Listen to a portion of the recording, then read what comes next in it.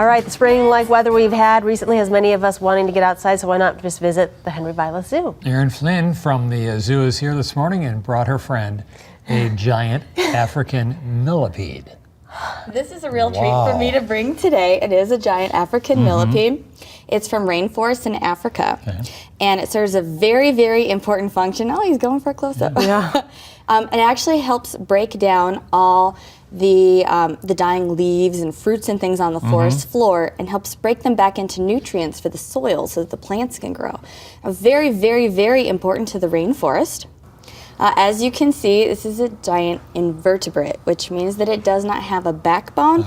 Instead, it has a hard shell on the outside. The shell is quite, this is a defense mechanism for this guy? Or? This is just kind of how they have adapted.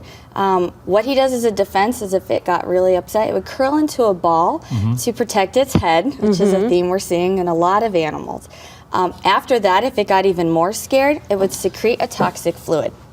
Now, this fluid is not dangerous to us unless you put it in your eyes, your mouth, or your nose. But it does, it's off-putting. It's bad smelling and bad tasting, so it helps it to not be eaten so much. Legs are...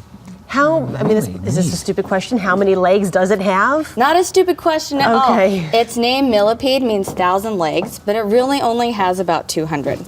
Only 200. So when these guys hatch, they're white, and they only have a few segments. Each line you see on this is its own segment and has 4 different legs. It has 2 pairs of legs. So here's another dumb question. So it loses a leg. Can it regrow a leg? You know, really, when you have 200, if you lose really one, need it. You don't really what's the difference? You lose one, might be off balance. You know? When they first hatch, though, they're white. There you go.